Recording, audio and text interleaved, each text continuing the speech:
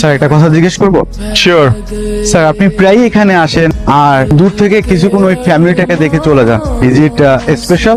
If it is personal then I don't want to know sir. তুমি বিয়ে করেছো? না স্যার। প্রেম প্রেম তো করো। না স্যার, আমি এখন আমার ক্যারিয়ার নিয়ে ফোকাস করতে চাই, এই মুহূর্তে কোনো কিছু মাথায় রাখতে চাই না। আর আপনি তো জানেন স্যার, আমি আপনাকে আমার আইডল মনে করি। তুমি ভুল মানুষকে তোমার আইডল মনে করো। তুমি এখন তোমার লাইফের যে ফেজটায় দাঁড়িয়ে আছো, ঠিক কয়েক বছর আগে আমিও এই ফেজটায় দাঁড়িয়েছিলাম। স্যার আপনি এভাবে কেন বলছেন? এমন করে বলছি কারণ তুমি যে ভুলটা করতে যাচ্ছ, ঠিক কয়েক বছর আগে আমি এই ভুলটা করে এসেছি।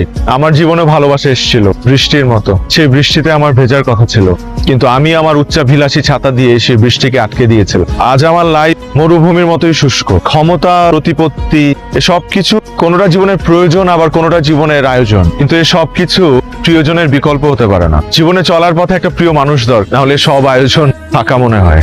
যেমন আজ আমি একা, খুব একা। I have a gift for you. Thank you. তো হুট করে আমাকে এরকম একটা গিফট করলেন যে? মন চাইলো? That's great. মন চাইলো? মন আর অন্য কিছু চাইছে না তো? না মানে মানে এই নায়াগ্রা ফলের সামনে এসে আপনি আবার আমার উপর ফল করে বসছেন না তো? কল করলে দোষী করতেই পারি।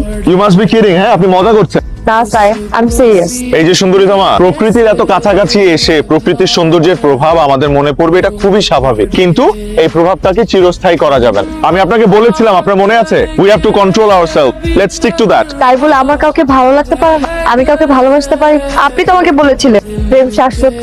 হ্যাঁ আমি বলেছিলাম, কিন্তু আপনার সেই ভালোবাসা মানুষটা আমি না, সরি টু সে।